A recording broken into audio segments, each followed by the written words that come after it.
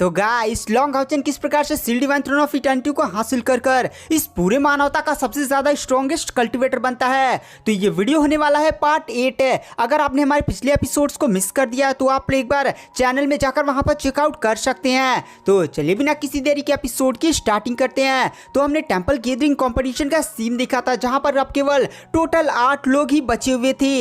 मतलब इस temple gathering competition में हर टेंपल से 36 लोग पार्टिसिपेट किए थे, यानी 256। अब केवल 8 ही लोग बचे हुए थे और लॉन्ग हाउचन की टीम में केवल लॉन्ग हाउचन और शायर बचे हुए थे। शायर कंपटीशन के सीन को देखकर ऐसा लग रहा है कि कहीं नेक्स्ट राउंड में हम और तुम एक दूसरे के सामने ना आ जाए और अपोनेंट ना बन जाए। तो इस बार मैं हार मानूंगा। पिछली बार डीमन हंटर स्क्वाड में तुमने हार मान लिया था, तो इस बार मैं ही हार मानूंगा। तो वहाँ पर जो शायर होती है वह कहते पागल हो चुके हो क्या? ये कोई नॉर्मल कंपटीशन नहीं है। डीमन हंटर स्क्वाड है एक छोटा कंपटीशन था और इस कंपटीशन को हमें किसी भी हालत में जीतना होगा, क्योंकि तभी हमारा प्लान सक्सेसफुल होगा। और गाइस इन लोग का प्लान ये है ना, जो टेंपल गैदरिंग कंपटीशन जो जीतेगा तो लॉन्ग हाउचन को बाकी 6 टेंपल्स के लीडर का सपोर्ट मिलेगा। और आपको भी पता है 6 टेंपल्स से अपने सबसे ज्यादा पावरफुल कल्टिवेटर्स को इकट्ठा कर एक इंसानियत की सबसे बड़ी पावरफुल आर्मी को तैयार कर रहे हैं। और लॉन्ग हाउचन इसी आर्मी को अपने अंडर लेना चाहता है और इसी आर्मी की सहायता से वह डीमंस पर अटैक करेगा और डीमन गॉड एम्परर के साथ फाइट करेगा।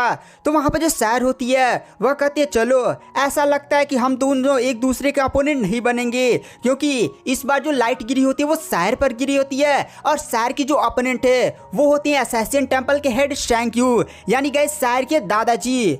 तो वहां पर जो शायर होती है वो अपनी जगह पर खड़ी होती है और जो शायर के दादाजी होते हैं शैंक्यू, वो तो भाई खड़े होकर सीधे बोल देते भाई मैं फाइट वेट नहीं करूंगा, क्योंकि शायर उनकी पोती थी और वैसे भी शायर बहुत ही ज्यादा स्ट्रॉन्ग थी। शायर के पास डोमेन टेक्निक भी थी। अरे वही ब्लैक लोटस वाली डोमेन टेक्निक है। पूरी ऑडियंस भी हिल जाती है कि भाई यहाँ पर असैसिन टेंपल के हेड सेंजू ने भी हार मान लिया। तो फिर गाइस कंपटीशन की लाइट घूमती है और 2 बंदों पर आकर गिरती है, जिसमें से पहला बंदा होता है लॉन्ग हाउचन। जो लॉन्ग हाउचन होता है वो अरीना में एंटर करता है। साथ ही साथ जो लॉन्ग हाउचन का ओपोनेंट होता है वो नाइट टेंपल के यांग हायू होते हैं। मास्टर यांग हायू भी अरीना में एंटर करते हैं। और गाइस मास्टर यांग हायू लॉन्ग हाउचन की एक छोटी सी फाइट्स को हमने देखा था, लेकिन गाइस ये जो मास्टर यांग हायू है वही है इंसानियत के सबसे ज्यादा पावरफुल कल्टिवेटर, आप बोल सकते हो नंबर 1 कल्टिवेटर। और गाइस आप लोग सोच रहे होंगे कि भाई हमने मास्टर यांग हायू लॉन्ग हाउचन की फाइट्स को देखा था, वहां पर मास्टर यांग हायू उतने ज्यादा खास नहीं लगे थे। तो गाइस वहां पर मास्टर यांग हायू ने अपनी केवल छोटी सी पावर्स का यूज किया। मास्टर यांग हाउआन है जो टेंपल अलायंस के लीडर हैं, उनके बड़े भाई है मास्टर यांग हायू। यही बंदे और ये बंदे मास्टर यांग हाउआन से भी काफी ज्यादा स्ट्रॉन्ग है। तो गाइस इधर हमें ली सेंगजी को दिखाया जाता है। ली सेंगजी भी काफी ज्यादा हिले हुए थे यांग हायू को देखकर, और वो भी कहते हैं कि लॉन्ग तियानियन। और इस बार यांग हायू को लगा कि नाइट टेंपल तो मुझसे हार ही जाएगा, इसीलिए उन्होंने यांग हायू को बुला लिया। नाइट टेंपल वाले काफी ज्यादा चतुर हैं।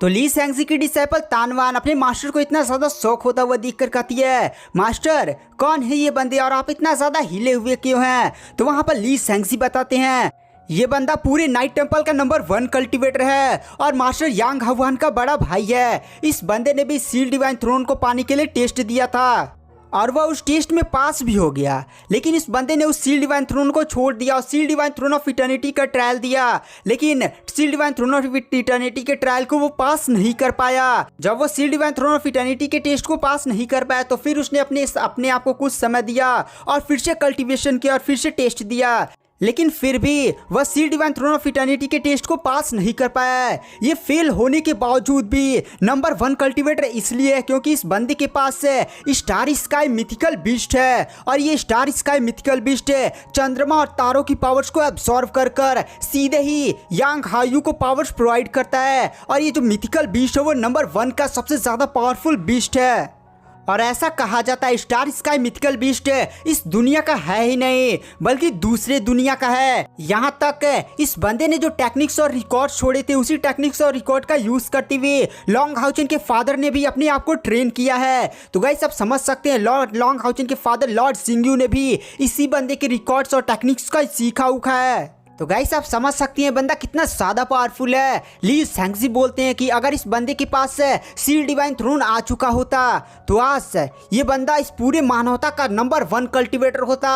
अभी भी कहा जा सकता है, लेकिन सील डिवाइन थ्रोन को पाने के बाद इस बंदे की जो पावर होती वो कहना ही क्या, कोई भी इसे नहीं हरा पाता। हाँ गाइस ये मत सोचिए कि ये बंदा डेमन गॉड एम्परर को भी हरा सकता है। डेमन गॉड एम्परर की कल्टीवेशन पहले से ही 10 लाख स्पिरिचुअल एनर्जी को पार कर चुकी है और इस बंदे की कल्टीवेशन 5 लाख के पार लमसम ऐसा ही कुछ है।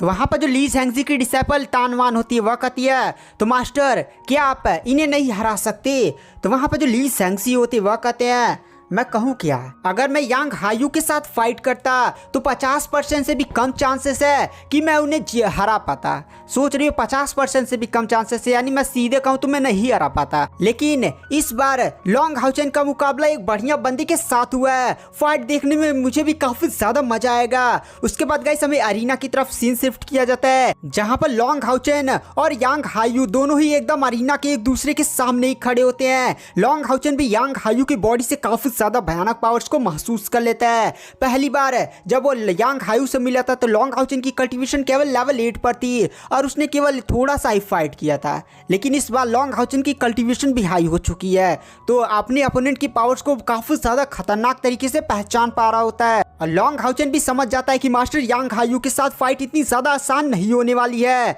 मास्टर यांग हायू भी बोलते हैं लॉन्ग हाउचेन तुमसे जब मिला था तुम लेवल 8 पर थे, लेकिन इन कुछ सालों में तुम्हारी भी पावर काफी ज्यादा बढ़ चुकी है और तुम्हारे पास अब डोमेन की भी पावर है। तो अपनी पूरी ताकत लगाकर मुझसे फाइट करना क्योंकि मैं भी तुम पर थोड़ा सा भी नरमी नहीं दिखाऊंगा।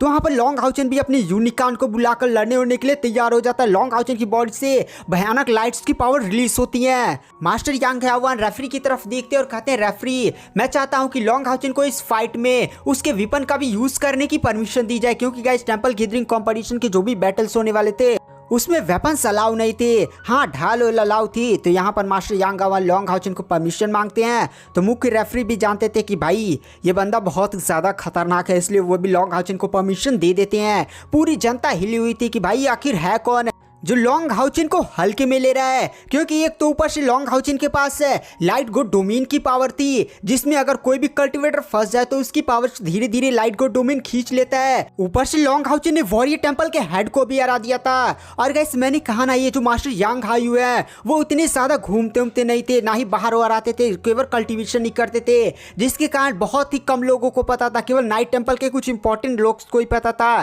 कि मास्टर यांग हायू नाम का कोई भी बंदा है, इसलिए नॉर्मल लोग को आइडिया नहीं था, इसलिए वो उन्हें हल्के में ले रहे होते हैं। लॉन्ग हाउचेन की टीम के मेंबर्स भी शौक थे कि भाई ये बंदा है कौन है, लेकिन जब उन्हें मास्टर यांग हायू के बारे में पता चलता है तो उन्हें थोड़ी सी लॉन्ग हाउचेन की टेंशन भी होने लगती है कि भाई लॉन्ग हाउचेन ये फाइट्स जीत पाएगा या नहीं। क्यों गाइस लॉन्ग हाउचेन की जो स्पिरिचुअल पावर है वो लमसम 4 लाख के बराबर, यानी लॉन्ग हाउचेन की आप कल्टीवेशन बोल सकते हैं लेवल 9 के स्टेज 2 के पीक पर है। तो गाइस लेवल 9 के स्टेज 2 की पावर होती है 2 लाख स्पिरिचुअल एनर्जी और पीक की आप बोल सकते हैं 2,90,000 और मैंने लॉन्ग हाउचेन की स्पिरिचुअल एनर्जी को बताया 4 लाख है। तो इस हिसाब से लॉन्ग हाउचेन की कल्टीवेशन लेवल 9 के स्टेज 3 के पीक पर होनी चाहिए थी ना। तो गाइस जब गॉड इलेक्ट्रोलस ने लॉन्ग हाउचेन को हार्ट ऑफ इटर्निटी प्रोवाइड किया था और लॉन्ग हाउचेन को जिंदा किया था तो हार्ट ऑफ इटर्निटी इतना ज्यादा स्पेशल था कि उसने लॉन्ग हाउचेन की कल्टीवेशन के दायरे को ही बढ़ा दिया था। एक नॉर्मल कल्टीवेटर लेवल 9 पर 1 लाख स्पिरिचुअल एनर्जी तक पहुंच जाता है, लेकिन लॉन्ग हाउचेन के लोग थे 1,20,000, यानी लॉन्ग हाउचेन लेवल 9 के स्टेज 2 के पीक पर है। तो गाइस 90,000 का कुछ डिफरेंस है। लॉन्ग हाउचेन की कल्टीवेशन पहले से 3,90,000 के पास पहुंच चुकी है, यानी सीधे कहने का मतलब लॉन्ग हाउचेन गाइस काफी ज्यादा स्ट्रॉन्ग है। तो गाइस वहां पर जो लॉन्ग हाउचेन होता है वो अपना यूनिकॉर्न भी बुला लेता है और अपने हाथ में अपनी दोनों स्वार्ड्स को बुला लेता है। पहला स्वार्ड एक व्हाइट कलर की चमक रही होती है और दूसरा स्वार्ड होता है हिबिकस ऑफ लाइट स्वार्ड है। दोनों से ही काफी ज्यादा भयानक पावर्स रिलीज होती है। साथ ही साथ यहाँ पर लॉन्ग हाउचेन अपनी बॉडी से लाइट डोमेन की भी पावर्स को अनलिस्ट करता है। वहां पर एक काफी ज्यादा खतरनाक आभा फैल जाती है। मास्टर यांग हायू बोलते हैं नॉट बैड लॉन्ग हाउचेन है। इसी के साथ मास्टर यांग हायू भी अपनी पावर्स को शो करते हैं और वो भी अपने डोमेन को अनलिस्ट करते हैं। उनके डोमेन का नाम होता है स्टार स्काई डोमेन। मास्टर यांग हायू लॉन्ग हाउचेन की तरफ देख कर कहते लॉन्ग हाउचेन, मैंने तुम्हारी लाइट गो डोमेन की पावर्स को देखा है। तुम अपने अपोनेंट्स की पावर को एब्सॉर्ब कर लेते हो, जिसकी वजह से तुम्हारे सामने वाला अपोनेंट कमजोर हो जाता है। लेकिन मेरे केस में ऐसा नहीं है, क्योंकि मेरा जो डोमेन की पावर्स है वो मेरे बीस्ट के साथ सम्मेलन करने के साथ उत्पन्न हुई है। सीधी कहानी का यह मतलब है कि तुम्हारी जो डोमेन की पावर है वो मेरी पावर्स को छीन नहीं पाएगी। इसी के साथ वहां पर जो मास्टर यांग हायू होते हैं वो एक स्पिरिचुअल स्वॉर्ड का निर्माण करते हैं और एक काफी ज्यादा पावरफुल स्वॉर्ड स्ट्राइक मारते हैं। ये जो स्वॉर्ड स्लैश होता है गाइस, वो आसमान को चीरता हुआ सीधे लॉन्ग हाउचेन की तरफ काफी ज्यादा भयानक गति से बढ़ने लगता है। लॉन्ग हाउचेन भी स्वॉर्ड स्लैश की पावर्स को महसूस करता है तुरंत। उसके पास वो जो ढाल नहीं थी उसी का यूज करता है और अपने सामने काफी ज्यादा पावरफुल शील्ड का निर्माण करता है। और जब मास्टर यांग हायू का अटैक टकराता है उस शील्ड से, तो काफी ज्यादा खतरनाक एनर्जी का ब्लास्ट होता है, जिसमें जो लॉन्ग हाउचेन होता है वो पीछे घट सकते चला जाता है। मतलब उसके शील्ड के ऐसे साथ ही लॉन्ग हाउचेन गया था। लॉन्ग हाउचेन मास्टर यांग हायू की पावर्स को देखकर काफी ज्यादा शॉक हो जाता है। मास्टर यांग हायू लॉन्ग हाउचेन की तरफ देखकर कहते हैं लॉन्ग हाउचेन, तुम अभी भी अपनी पूरी पावर्स का यूज नहीं कर रहे हो, अपनी पूरी पावर्स का यूज करो। अगर तुम मुझे हल्के में लोगे तो तुम बहुत ही जल्दी हार जाओगे। तो लॉन्ग हाउचेन भी समझ जाता है कि भाई उसे अपनी पूरी पावर्स का यूज करना पड़ेगा। इसी के साथ जो लॉन्ग हाउचेन होता है वो अपने स्टारलाइट यूनिकॉर्न का यूज करता है और अपनी पावर्स को और भी ज्यादा बढ़ाने लगता है। साथ ही साथ लॉन्ग हाउचेन के पास जो भी टेक्निक थी उसका यूज करके उसकी बॉडी से काफी ज्यादा भयानक आबा रिलीज होती है। लॉन्ग हाउचेन मास्टर यांग हावन पर अपनी दोनों स्वॉर्ड से अटैक करता है। मास्टर यांग हावन भी लॉन्ग हाउचेन के साथ फाइट करते हैं, सॉरी गाइस मास्टर यांग हायू, और दोनों ही काफी ज्यादा भयानक बैटल लड़े होते हैं। धड़ फाइट चल रही होती है। यहाँ पर जो ली सैंक्सी होते हैं वो भी जब देखते हैं कि लॉन्ग हाउचेन मास्टर यांग हायू के साथ एकदम टक्कर से टक्कर फाइट कर रहे हैं, तो वो भी काफी ज्यादा शॉक हो चुके होते हैं। मास्टर यांग हायू भी थोड़ा सा पीछे हटते हैं दोनों अपोनेंट्स और कहते हैं मानना पड़ेगा लॉन्ग हाउचेन, तुम सच में काफी ज्यादा टैलेंटेड हो। अभी तुम्हारी उम्र ही क्या है, लेकिन तुम अभी से मुझे टक्कर दे रहे हो। तुम भविष्य में सच में इंसानियत की होप बनोगे। लेकिन मैंने तुम्हें शुरुआत में ही बोला था, मैं तुम पर थोड़ा सा भी नरमी नहीं बरतूंगा। अभी तक मैं जो पावर अपनी डोमेन्स की यूज कर रहा था वो केवल लो लेवल डोमेन की पावर थी। अब मैं अपनी पावर्स को बढ़ाने जा रहा हूँ। इसी के साथ मास्टर यांग हायू अपनी डोमेन्स की पावर्स को काफी ज्यादा भयानक गति से बढ़ा देते हैं। उनके डोमेन के अंदर ऐसे स्टार्स दिखाई देने लगते हैं और वो सारे स्टार्स मास्टर यांग हायू को पावर्स प्रोवाइड करने लगते हैं, जिसकी वजह से मास्टर यांग हायू की आभा और भी ज्यादा स्ट्रॉन्ग हो जाती है। मास्टर यांग हायू इस बार जो अटैक्स करते लॉन्ग हाउचेन पर वो सच में काफी ज्यादा भयानक होता है, जिसकी वजह से लॉन्ग हाउचेन भी अब मास्टर यांग हायू के अटैक्स को नहीं झेल पा रहा होता है। तो वहां पर लॉन्ग हाउचेन अपनी डोमेन टेक्निक का यूज करता है जो होता है लाइफ एंड क्रिएशन, और इसी के साथ लॉन्ग हाउचेन की डोमेन टेक्निक बहुत ही ज्यादा भयानक पड़ जाती है, पावर और गाइस बढ़ा देती है। मैं थोड़ा सा फाइट्स को तेज करूंगा, जिसकी वजह से लॉन्ग हाउचेन फिर से मास्टर यांग हायू के अटैक्स को झेल रहा होता है। तो वहां पर मास्टर यांग हायू भी शॉक हो जाते हैं कि भाई तुम अभी तक मेरे अटैक्स के सामने टिक कैसे पा रहे हो। तो लॉन्ग हाउचेन भी बताता है मैं आपकी डोमेन की पावर को छीन नहीं रहा हूँ, बल्कि उससे ही अपनी पावर बनाकर यूज कर रहा हूँ। तो मास्टर यांग हायू बोलते हैं अच्छा ये बात है, तो चलो आज मैं तुम्हें अपनी सबसे ज्यादा शक्तिशाली टेक्निक दिखाने वाला हूं, जो कोई और नहीं बल्कि मेरी डोमेन टेक्निक है। और मेरी डोमेन टेक्निक मैंने अपने बीस्ट स्टार स्काई मिथिकल के साथ मिलकर क्रिएट किया है, तो अब इसका सामना करो। इसी के साथ मास्टर यांग हाउ के पीछे उनका बीस्ट बहुत ज्यादा खतरनाक तरीके से प्रकट होता है और मास्टर यांग हाउ की बॉडी से काफी ज्यादा भयानक आवाज रिलीज होती है। मास्टर यांग हाउ का जो स्टार स्काई डोमेन था वो सिकुड़ने उकुड़ने लगता है और सिकुड़ कर मास्टर यांग हाउ की बॉडी में ही एकदम ऐसे लेयर की तरह बन जाता है। एकदम भयानक पावर रिलीज होती है और मास्टर यांग हाउ के पीछे ना उनका ऐसी खतरनाक सा बीस्ट दिखाई देता है। सच में काफी ज्यादा आइकॉनिक लुक होता है। यहाँ पर जो ली सैंक्सी होते हैं मास्टर यांग हाउ के इस रूप को देखकर एकदम हिल जाते हैं और कहते हैं ये तो सेल्फ इनकार्नेटिंग डोमेन है। और गाइस सेल्फ इनकार्नेटिंग डोमेन तभी मिलता है जब आप 5 लाख या 6 लाख स्पिरिचुअल एनर्जी से ज़्यादा चले जाते हैं तो ही आप ऐसा कुछ कर सकते हैं। लेकिन गाइस मास्टर यांग हायू अभी तक 5 लाख तक पहुंचे नहीं, लमसम है कुछ आसपास, तो इसीलिए ली सैंक्सी शॉक हो जाते हैं कि भाई ये बंदा अभी उस लेवल तक पहुंचा भी नहीं है, लेकिन इसने सेल्फ रीइंकार्नेटिंग डोमेन बना लिया। और गाइस ये सबसे टॉप लेवल का आप डोमेन मान सकते हैं, क्षमता है। और इस बार का जो मास्टर यांग हायू का अटैक होता है वो भाई इतना ज़्यादा भयानक होता है कि लॉन्ग हाउचेन को अपने ऊपर एक काफ़ी ज़्यादा भयानक प्रेशर फील हो रहा होता है। और लॉन्ग हाउचेन भी समझ जाता है कि जो ये अटैक है वो झेल नहीं पाएगा अगर वो उसका यूज ना करे, यानी गाइस हायू की। और अचानक से लॉन्ग हाउचन की बॉडी से काफी ज्यादा बैगनी कलर की आवा फूट पड़ती है। लॉन्ग हाउचन के माथे पर ऐसे 9 कलर के ऐसे सिंबल दिखाई देते हैं और काफी ज्यादा भयानक आवा फूटती है बैगनी कलर की। और लॉन्ग हाउचन के पीछे हायू प्रकट होता है और हायू जब अपनी बॉडी से भयानक पावर्स को अनलिस्ट करता है ना, उसका कहना ही क्या, इस बार जो लॉन्ग हाउचन अटैक तैयार करता है वो भी काफी ज्यादा खतरनाक होता है। और यहाँ तक कि जो मास्टर यांग हायू का जो बीस्ट नहीं होता है, स्टार स्काई मिथिकल बीस्ट, वो तो जैसे कांपने लगता है। और मास्टर यांग हायू ने वो अटैक तो तैयार कर लिया था, लेकिन उनका बीस्ट समझे डर कर भाग जाता है वापस से। मास्टर यांग हायू को ऐसा लग रहा था कि जैसे उनके बीस्ट के साथ उनका कॉन्ट्रैक्ट ही खत्म हो गया है। इस बात से वो भी काफी ज्यादा शौक थे, लेकिन गैस वो अटैक अभी भी तैयार था।